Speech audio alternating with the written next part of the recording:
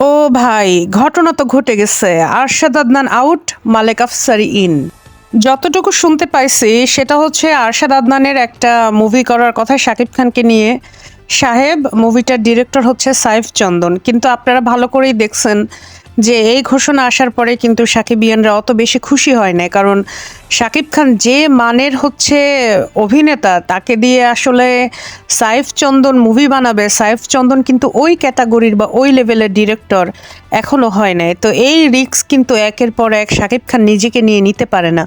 Already প্রিয়তমা নিয়ে যেমন আলোচনা হয়েছে, ঠিক আছে, সমালোচনাও কিন্তু হয়েছে, প্রপার ফিল্ম কিন্তু প্রিয়তমা হয় নাই। আবার যদি রাজকুমার দেখেন, রাজকুমারও কিন্তু দোষ ধরার মতো অনেক কিছুই আছে। আমরা যারা শাকিব খানকে যেরকম মুভিতে দেখতে চাইছিলাম, এই যেমন তুফান, কিন্তু প্রিয়তমা কিন্তু অনেকটা হয়ে গেছে টেলিফিল্মের থেকে আরেকটু বড়, এরকম কিছু হয়ে গেছে। তো প্রপার যেরকম শাকিব খানকে আমরা দেখতে চাই, মার মার কাট কাট এই টাইপের মুভিতে আমরা শাকিব খানকে দেখতে চাই। শাকিব খানকে আরশাদ আদনান কেন জানি সুকৌশলে একেবারে উনি মানে আর্ট ফিল্মের অভিনেতা বানাই দিতে চাচ্ছে, বয়স্ক অভিনেতা বানাই দিতে চাচ্ছে। কেন রে ভাই? জওয়ান, পাঠান এগুলো যদি শাহরুখ খান এই বয়সে এসে করতে পারে, তাইলে আমাদের শাকিব খান কেন এখন আপনি শাকিব খানকে দিয়ে এই ধরনের ঝিমিয়ে পড়া, যেখানে অভিনয় নির্ভর মুভি করাচ্ছেন? শাকিব খান তো এমনিতেই ভালো অভিনেতা, ভালো অভিনেতা না হলে তো তিনি মেগাস্টার হতেন না। তার অলরেডি তিনটা জাতীয় চলচ্চিত্র পুরস্কার তার ঝুলিতে অলরেডি আছে। সে তো স্বনামধন্য অভিনেতা অলরেডি। তাকে নতুন করে আপনার কেন এরকম অভিনয় নির্ভর, ড্রামা নির্ভর মুভিতে নিতে হচ্ছে? যেমন আমরা কিন্তু রাজকুমারে দেখেছি, সেটা না স্যাড ফিল্ম, না হচ্ছে রোমান্টিক, না থ্রিলার, না অ্যাকশন। আমরা কিন্তু রাজকুমার কি টাইপের ফিল্ম ওইটাই কিন্তু এখন পর্যন্ত ধরতে পারি নাই। আবার রাজকুমারে আপনি শাকিব খানকে এমন একটা মেয়ের সাথে রিলেশন করাই দিলেন, যে মেয়েটা ইনডিরেক্টলি, যাকে আমরা মানে বুঝতেই পারতেছেন একটা ব্যাড গার্ল হিসেবেই কিন্তু ইন্ডিকেট করা হয়েছে। আবার তার ভিতরে কোনো রোমান্স দেখাইলেন না, কিন্তু ঠিকই একটা গান জুড়ে দিলেন যে বরবাদ হয়ে যাচ্ছি, তারপরে আমি তোমার রাজকুমার। অথচ কোনো, আমরা ওখানে কোনো রোমান্টিক সিনই আমরা শাকিব খানের সাথে রাজকুমারে দেখলাম না। তো এই যে অনেক অসামঞ্জস্যতা ছিল। তারপর হুট করে যে শাকিব খান সিনেমা শেষে মরে গেল, এবং একটা সিনেমার নায়ক যদি খুব বড় কোনো কারণে মারা যায়, সেটা মেনে নেওয়া যায়। এমন একটা সিলি কারণে সে মারা গেছে, যেটা কিনা হয়তো সিনেমার কোনো সাইড ক্যারেক্টার এরকম সিম্পল কারণে মারা গেলে মানা যায়। আবার হুট করে যে শাকিব খান হচ্ছে মাহিয়া মাহির অ্যাড্রেস খুঁজে পেতে এত বছর অপেক্ষা করলো, এত বাংলাদেশ আমেরিকা চষে বেড়াইলো, সেই শাকিব খানের মায়ের অ্যাড্রেস কিভাবে ভিলেন শেষ মুহূর্তে এসে পেয়ে গেল, এবং হুট করে এসে একটা গুলি করে দিল, গুলি করে দিয়ে চলে গেল? মানে এটা কি কোনো একটা এন্ডিং হইল ভাই? বিতর্ক করার অনেক কিছুই ছিল, কিন্তু করি নাই। যে সাকিবিয়ানরা কষ্ট পাবে, শাকিব খান কষ্ট পাবে, থাক। কিন্তু ফাঁক ফোকর আমরা অনেক বুঝি। আপনি শাকিব খানকে দিয়ে আর্ট ফিল্ম করাইতে চাচ্ছিলেন, টেলিফিল্ম করাইতে চাচ্ছিলেন, তাকে আপনি বয়স্ক বানাই দিতে চাচ্ছিলেন। এগুলো কি একটা ভালো বন্ধুর দায়িত্ব, ভালো বন্ধুর কাজ? আপনি দয়া করে হচ্ছে শাকিব খানের বন্ধু এটা আপনি মুখে বলেন, কিন্তু আপনি যে পোস্টটা দিচ্ছেন, এটা কিন্তু কোনো বন্ধু এরকম পোস্ট দেওয়ার কথা না। আপনি দিচ্ছেন একজন প্রযোজক হিসেবে, যে এক প্রযোজকের সাথে আর এক প্রযোজকের দ্বন্দ্ব। তাহলে তো প্রফেশনটাকে আপনি আগায় রাখছেন। আপনি যদি মনে করতেন যে না, শাকিব খানের বন্ধু আমি, এটা কেন দিব? আর এটা কি নেগেটিভ প্রচারণা?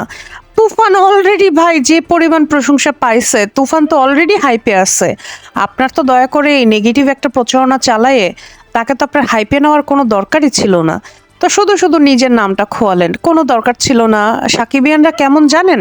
কাউকে মাথায় তুলতেও যেমন সময় নেয় না, কাউকে কিন্তু নিচে ফেলতেও সময় নেয় না।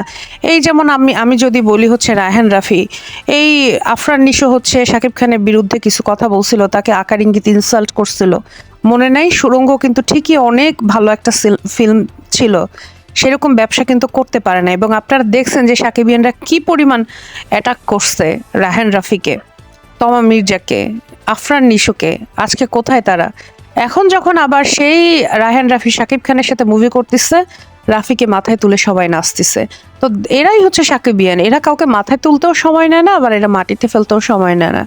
আপনার এই সিমটমটা আপনার বোঝা উচিত ছিল। আপনি হুদাই কিসের জন্য এখন এরকম একটা পোস্ট দিলেন? আসল কাহিনী কি জানেন? আসল কাহিনী হচ্ছে শাকিব খান সাহেব মুভিটা করবে না। সে হচ্ছে বলে দিছে কারণ এই টাইপের ফিল্ম আসলে তার সাথে যায়ও না। ভাই আমরা এখন তাকে দেখতে চাই অ্যাকশন ফিল্মে। অ্যাকশনের ভিতর কি অভিনয় নাই? আমরা কিসের জন্য তাকে এই ফিল্মে নিতে চাচ্ছি? এক চাঁদের পাহাড় করে দেব তার ক্যারিয়ার পুরো ডাউনে ফেলে দিছে। এর আগে পরাণ যায় জ্বলিয়া, মন মানে না, সেগুলো কপি ফিল্ম হইলেও যে পরিমাণ হিট হয়েছে বাংলাদেশ ইন্ডিয়াতে, এবং সেই গানগুলো এখনো মানুষের কানে কানে বাজে, মুখে মুখে মুখস্থ। কিন্তু চাঁদের পাহাড়ের পর দেব নিজের ক্যারিয়ার যেভাবে ডাউন করছে, দেবের তো ক্যারিয়ার শেষ। তারপর আপনি প্রসেনজিৎ সেই কোন একটা মুভি করলো সৃজিতের, এরপরে তার ক্যারিয়ার শেষ।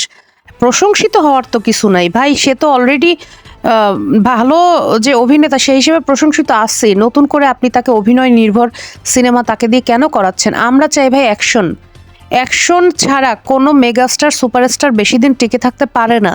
আপনি সারা বিশ্বের যত হিরো দেখবেন, সেই আপনি লিওনার্দো ডি ক্যাপ্রিও থেকে শুরু করে যত হিরো আপনি খুঁজে বেড়ান না কেন, সবাই ভাই অ্যাকশন নির্ভর মুভি করে টিকে থাকে। আমরা আমাদের দেশে পুষ্পার মতো মুভি চাই, আমরা বহুবালির মতো মুভি চাই। মোট কথা বলতেছি, আমরা অ্যাকশন, মার মার কাট কাট, হলে গিয়ে আমরা তালি দেবো, শীষ বাজাবো, এই টাইপের মুভি চাই ভাই। আপনি তো শাকিব খানকে দিয়ে ঝিমিয়ে পড়া মুভি দিচ্ছেন, ঝিমানো টাইপের মুভি দিচ্ছেন ভাই। আমরা তো হলে এই ঝিমানো টাইপের অনেক অ্যাক্টিং, আমরা এখন ইউটিউবে ভালো ভালো নাটক আছে, তারপরে আমরা বিভিন্ন রকমের ওটিটি প্ল্যাটফর্মে এই ধরনের মুভি দেখতে পাই। এগুলোর জন্য তো আমাদের হলে যাওয়ার দরকার নেই। এখন শাকিব খান সম্ভবত সিদ্ধান্ত নিচ্ছে সে সাহেব মুভিটা করবে না। যেটুকু আমি শুনছি, সে সাহেবকে ডেট দেয় নাই। সাইফ চন্দনের সাথে শাকিব খানের সম্পর্ক অনেক পুরনো, 14-15 বছরের।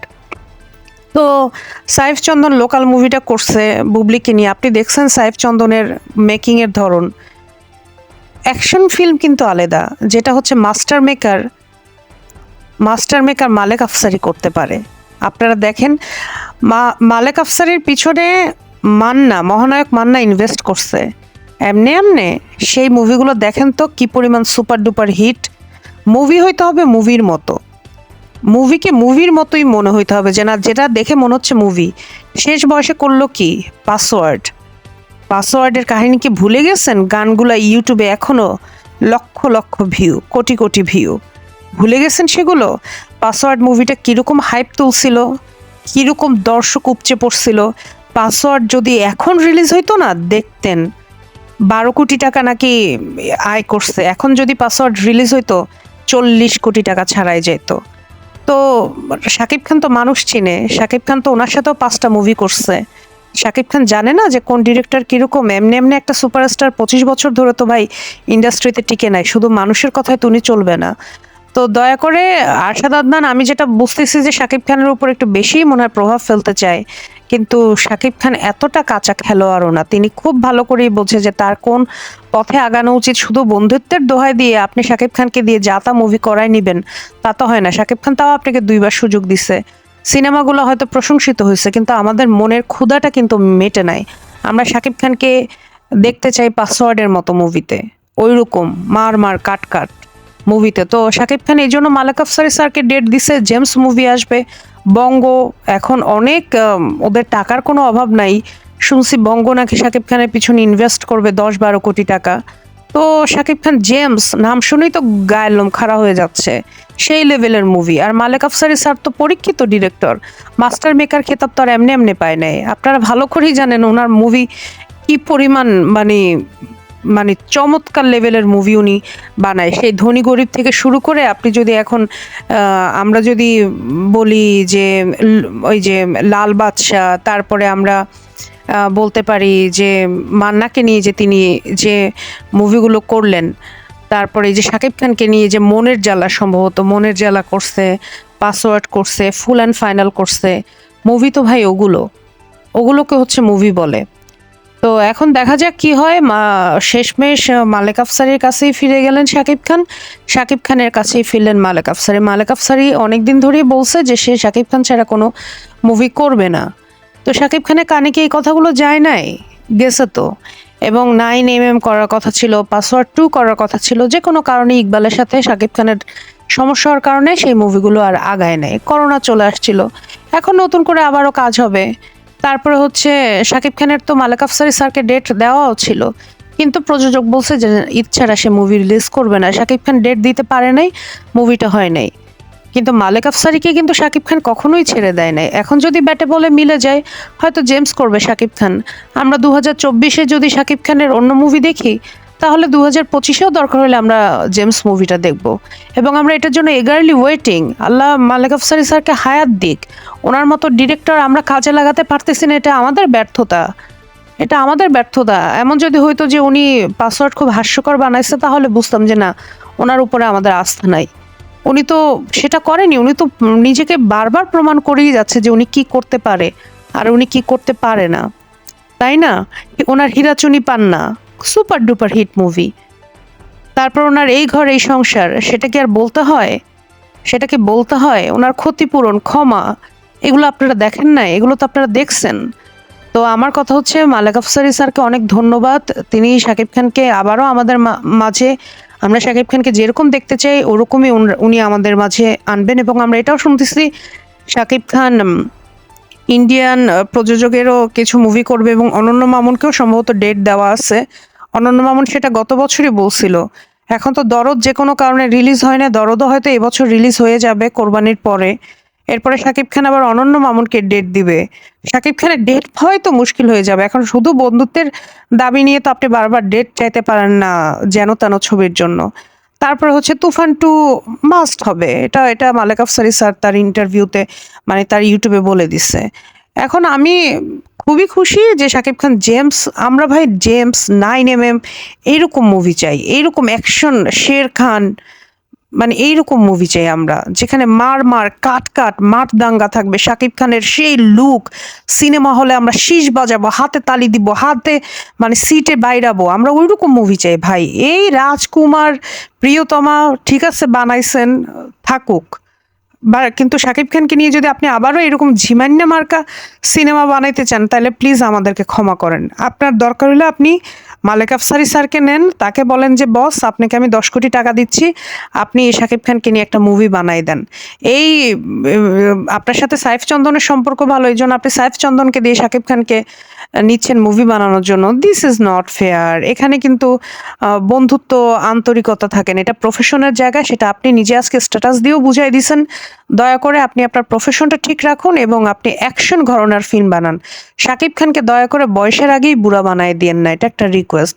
শাকিব খানকে দিয়ে আপনি যে টাইপের মুভি বানাচ্ছেন, এগুলো শাকিব খানকে দিয়ে 10 বছর পরে বানায়েন, 15 বছর পরে বানায়েন, কোনো সমস্যা নাই। কিন্তু আমরা শাকিব খানকে আগামী 5-7 বছর এরকম অ্যাকশন টাইপের মুভিতে দেখতে চাই। দরকার হলে আগামী আরো 10 বছর। উনি যে ফিটনেস, ওনাকে ক্যামেরায় যে সুন্দর লাগে খোঁচা খোঁচা দাড়িতে, আমি বিশ্বাস করি উনি আগামী 10 বছর ইনশাল্লাহ বেঁচে থাকলে উনি ইন্ডাস্ট্রিতে রাজ করবে। ধন্যবাদ, সবাই ভালো থাকবেন।